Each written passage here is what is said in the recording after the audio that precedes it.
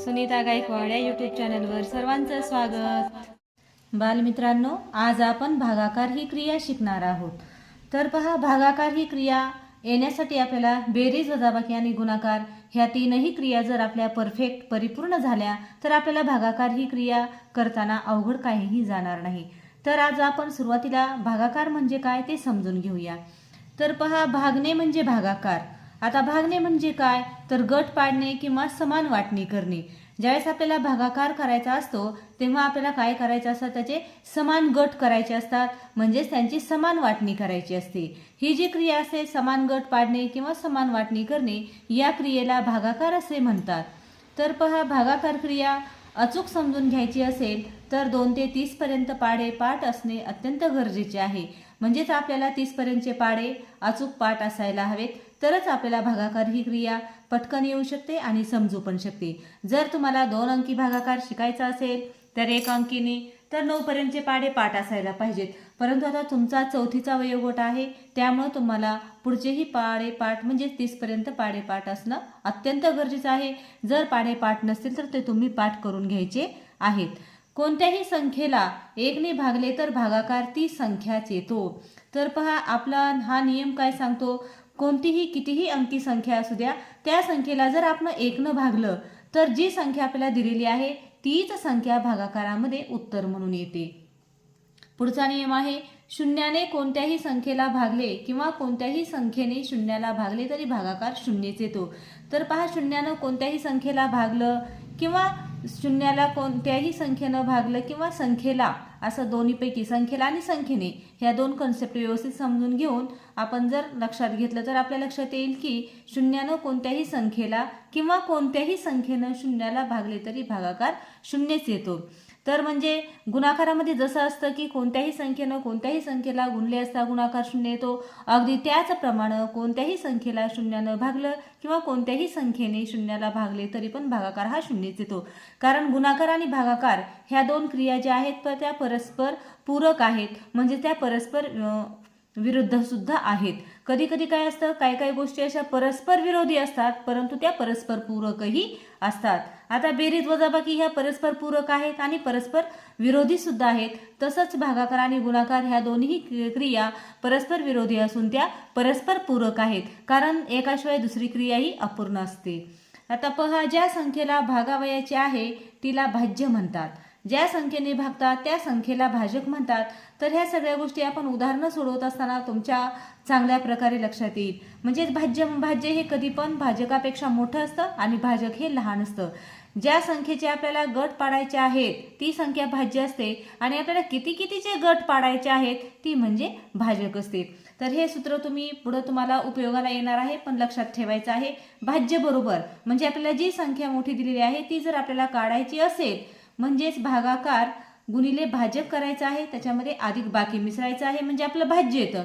आपण केलेला भागाकार बरोबर आहे का नाही त्याचा पडताळा पाहण्यासाठी ह्या सूत्राचा आपल्याला उपयोग होणार आहे। भागाकार म्हणजे आपण भागून वर जे उत्तर येतं त्याला भागाकार म्हणायचं आहे। भाजक म्हणजे ज्या संख्येनं आपण भागतो ती संख्या आणि बाकी म्हणजे खाली जे काही उरतं त्याला निशेष असा पूर्ण भाग जात नाही ती म्हणजे बाकी। हे काय आहे, थोडेसे छोटे असे भागाकाराचे नियम आहेत। या सर्व नियमांचा, गुणधर्मांचा वापर करून आपल्याला काही उदाहरणांचा सराव या ठिकाणी करायचा आहे। तर आता आपण डायरेक्ट उदाहरण पाहूया। या ठिकाणी दिलेला आहे 25/4। आपण अगोदर छोट्या संख्येकडून मोठ्याकडे जायचं आहे, म्हणजेच सोप्याकडून अवघडाकडे, म्हणजे आपल्याला तो घटक अवघड वाटणार नाही। आता या ठिकाणी आपण हा भागाकार जो आहे तो उभी मांडणी करून सोडवायचा आहे। आता 25/4 म्हणजेच हे 25 हे भाज्य आहे, 4 हे भाजक आहे। आता याची उभी मांडणी ही असं करायचं आहे, हे भागाकाराचं चिन्ह ह्याच्यामध्ये इथं 25 लिहायचं आहे आणि या ठिकाणी ह्या चमच्यामध्ये 4 लिहायचं आहे। आपल्याला हे जे 25 या ठिकाणी दिलेलं आहे ह्या 25चे 4 गट करायचे आहेत।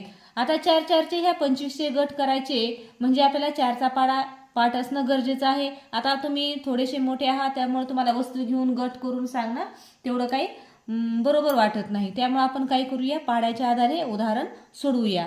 तर या ठिकाणी आता आपण सुरुवातीला एक एक अंक घ्यायचे. आता आपण दोन्ही या ठिकाणी एक साथ घेऊ शकतो, पण परत तुम्हाला 3 अंकी 4 अंकी काही भागाकाराची उदाहरणं सोडवताना किंवा 5 अंकी भागाकाराची उदाहरणं सोडवताना मध्ये अडचण येते. कारण मध्येच जर संख्या असेल ती जर आपण खाली घेतली तिला जर भाग घालवला गेलं, भाग जर गेला नाही तर किंवा काही वेळेस आपण एक साथ जर दोन्ही संख्या घेतल्या तर थोडा प्रॉब्लेम होऊ शकतो. त्यासाठी आपण काय करायचं आहे, सुरुवातीला एक एक संख्या घ्यायची आहेत. तर आपण बेरीज वजाबाकी गुणाकार ह्या क्रिया करत असताना इकडून शेवटाकडून करत होतो उजवीकडून, परंतु भागाकारामध्ये तसं करायचं नाही. तर आपल्याला डावीकडून क्रिया करत जायचं आहे. तर आता आपल्याला ह्या 4चा काय करायचं आहे, ह्या 2500 गट पाडायचे आहेत, पण आपण एक एक अंक घेऊया. आता आपण सुरुवातीला 2 घेऊया.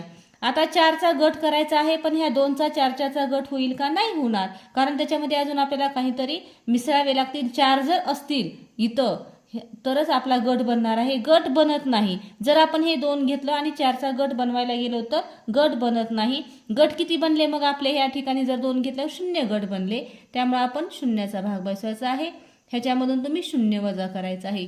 ही थोडीशी पद्धत तुम्हाला सुरुवातीला जड वाटेल, परंतु सराव झाल्यानंतर तुम्हाला अजिबात जड जाणार नाही. कारण ही पद्धत शिकणं अत्यंत गरजेचं आहे, कारण आपल्याला मोठा भागाकार करताना ही पद्धत उपयोगी पडणार आहे.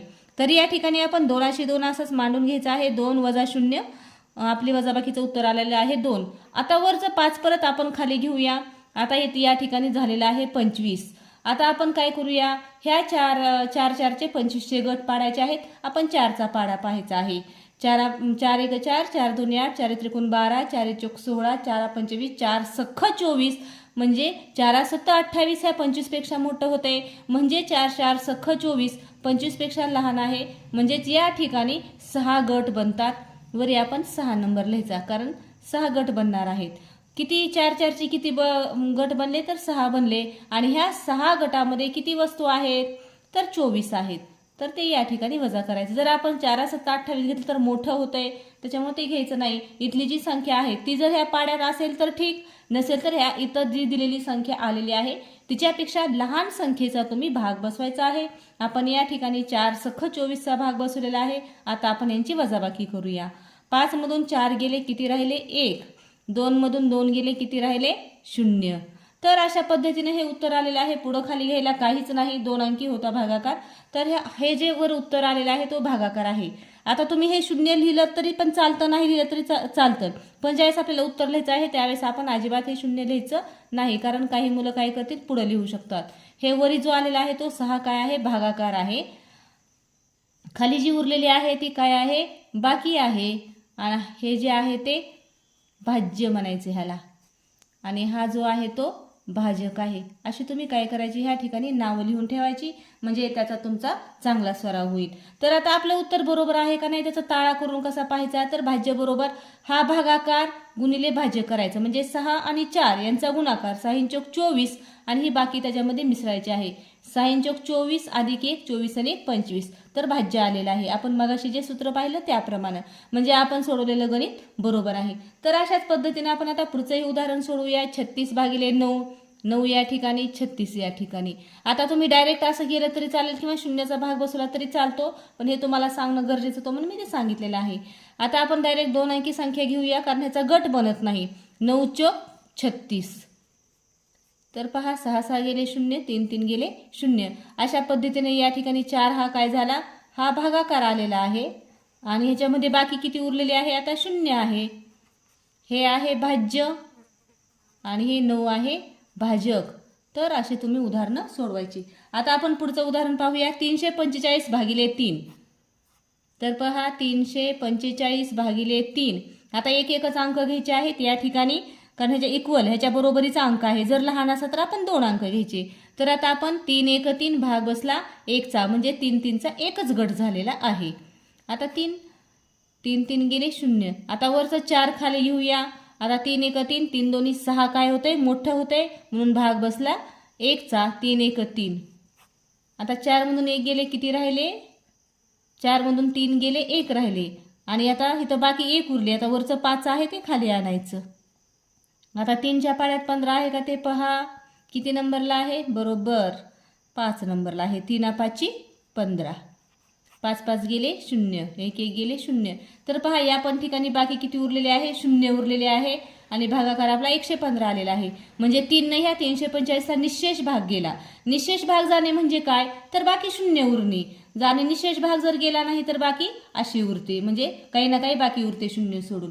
तर हे अशा पद्धतीने तुम्ही उदाहरणं सोडवायची आहेत. तर पहा आता आहे 345 भागिले 3. हे पण उदाहरण आपण सोडवूया. 345 भागिले 3. आता या पण ठिकाणी भाग घालवा बरं. 3 1 3, बाकी उरली 0. आता वरचं 4 खाली घ्या.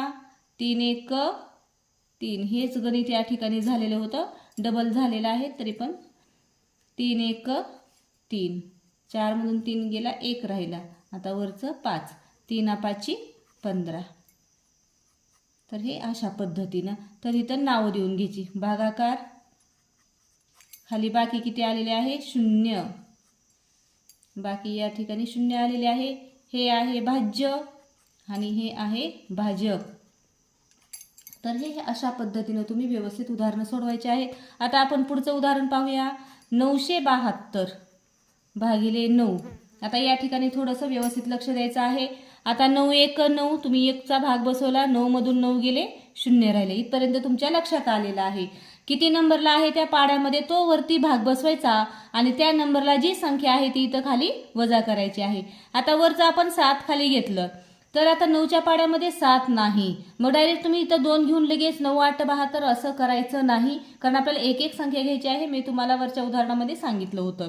तर पहा 9च्या पाड्यामध्ये 7 नाही म्हणून भाग बसला 0चा, कारण गटच बनत नाही.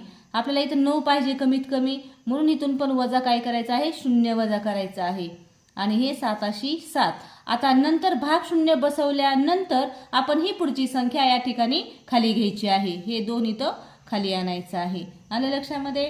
तर पहा ह्या ठिकाणी घेतलं होतं 7, परत हे 2 या ठिकाणी आणलेलं आहे, लक्षात आलेलं आहे तुमच्या. आता तुम्ही काय करायचं आहे, भाग घालवायचा आहे. 9 8 72, मग वजा करायचं आहे. 2 2 गेले 0, 7 7 गेले 0. जर तुम्ही या ठिकाणी डायरेक्ट 8चाच भाग बसवला, 0चा जर भाग बसवला नाही तर तुमचं काय होतं, उत्तर डेफिनेट चुकू शकतं. त्यामुळे ही थोडीशी पद्धत इथं लक्षात घ्या.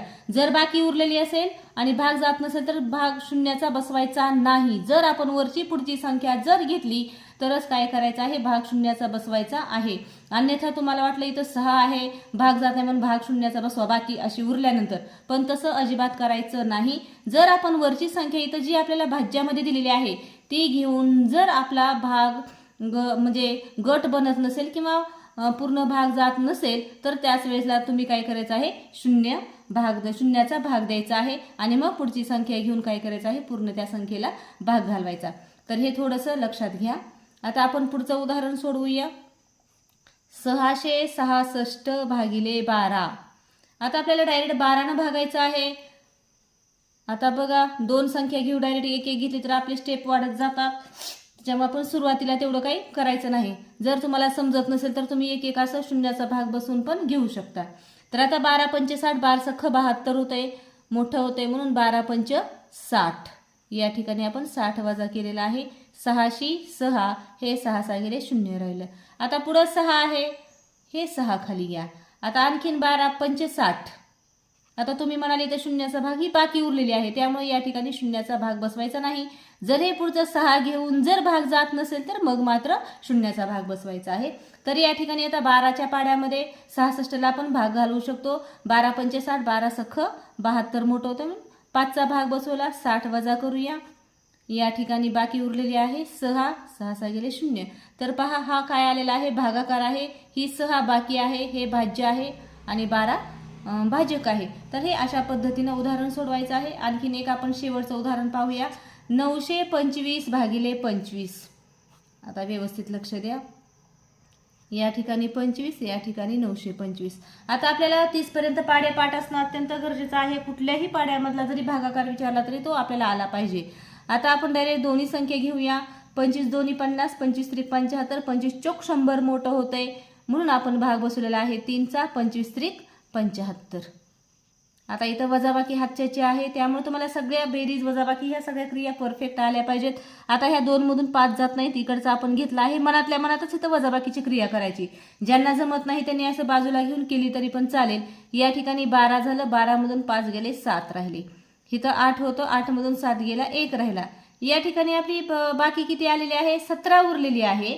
पण आपला वरचा अंक या ठिकाणी 5 हा अंक राहिलेला आहे, तो खाली घ्यायचा आहे. आता या ठिकाणी झालेला आहे 175.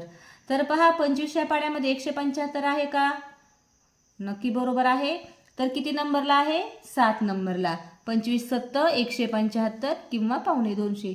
तर याच्यामधून वजा करायचं. 5 5 गेले 0, 7 7 गेले 0, 1 1 गेले 0. तर हे अशा पद्धतीनं तुम्ही काय करायचे आहेत, ही उदाहरणं व्यवस्थित सोडवायची आहेत. आपण जर याचा ताळा करून पाहिला तर एवढं उत्तर येते 37 गुणिले 25. हे जर केलं तर काय होतं, 925 असं उत्तर येतं. तर बघा, ही अशा पद्धतीची भागाकाराची उदाहरणं आहेत. ती तुम्ही व्यवस्थित अगोदर पाहायची, नंतर वहीमध्ये लिहून काढून आपण स्वतः किती समजलं आहे हे तुम्ही सोडवायचं आहे. तर आता तुम्हाला घरच्या अभ्यासासाठी काही मी सराव प्रश्न देते, तुम्ही ते व्यवस्थित वहीमध्ये उभी मांडणी करून सोडवायचे आहेत. तर या ठिकाणी मी तुम्हाला 10 प्रश्न दिलेले आहेत, सोपे आहेत. तुम्ही ते व्यवस्थित सोडवा आणि त्यांची खाली उत्तर सूची तुम्हाला दिलेली आहे. तर हे पहा प्रश्न, आणि त्यांची तुम्हाला या ठिकाणी खाली उत्तर सूची दिलेली आहे. त्या उत्तर सूचीवरून तुम्ही काय करायचे आहे, तुमचे प्रश्न चेक करायचे आहेत. तर पहा, तुम्हाला भागाकार कसा वाटला? भागाकारी क्रिया समजलेलीच असेल.